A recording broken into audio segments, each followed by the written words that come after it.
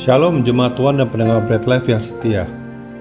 Kabar baru di tahun baru ini adalah mulai berlakunya kitab Undang-Undang Hukum Pidana yang baru mulai Januari 2026 ini. Seperti biasa ada pro dan kontra atas berlakunya undang-undang dan hukum pidana yang baru tersebut. Bahkan sudah ada yang mengajukan gugatan kepada Majelis Konstitusi. Kita sebagai umat Kristen juga mempunyai kitab sebagaimana undang-undang yang mengatur kehidupan manusia, antara lain apa yang boleh atau tidak boleh dilakukan.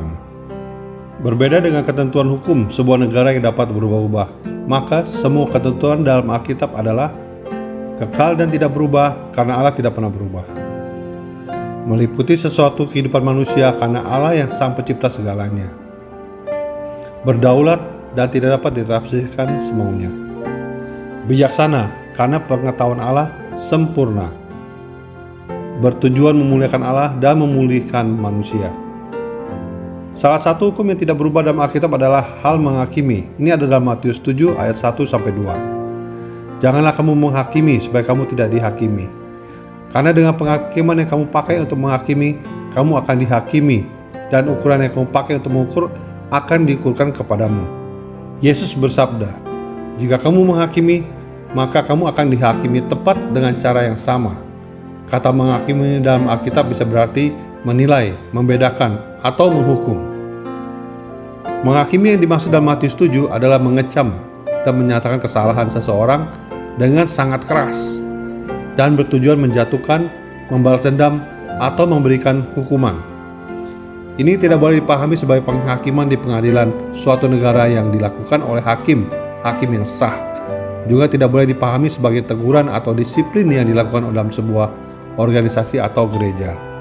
Salah satu sifat manusia adalah mudah menghakimi, padahal dirinya sendiri tidak mungkin tidak jauh berbeda.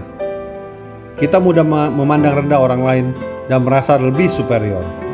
Kita mudah menyalahkan orang lain dan merasa benar sendiri. Kita mudah mengkritik dengan keras, walaupun mungkin kita melakukan hal yang sama. Mengapa orang mudah menghakimi? Karena mereka merasa benar sendiri sehingga hanya bisa melihat kesalahan orang lain dan tidak bisa melihat kesalahan sendiri.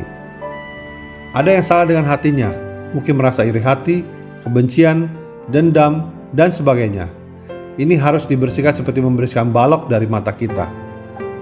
Ada rasa tidak suka karena adanya perbedaan pendapat, perbedaan sosial, dan lain-lainnya.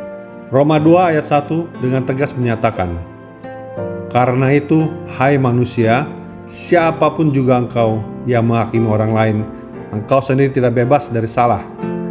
Sebab dalam menghakimi orang lain, engkau menghakimi dirimu sendiri. Karena engkau yang menghakimi orang lain melakukan hal-hal yang sama.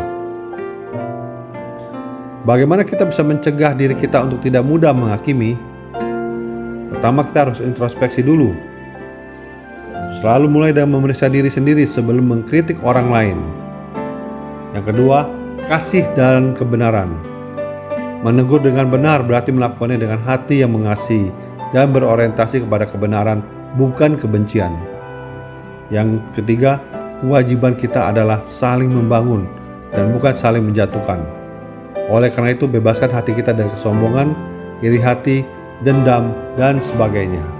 Jemaat Tuhan dan pendengar Bread Life yang setia, pesan firman Tuhan bagi kita adalah lebih baik mendoakan orang yang bersalah daripada menghakiminya. Lebih baik fokus pada kekurangan diri sendiri daripada hanya memperhatikan kelemahan orang lain.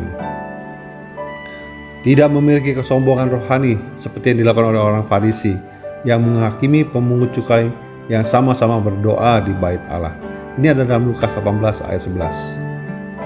Selamat menjadi orang bijak dalam kasih Kristus sehingga tidak mudah menghakimi. Salam sehat rohani dan sehat jasmani. Tuhan Yesus memberkati. Amin. Merdeka.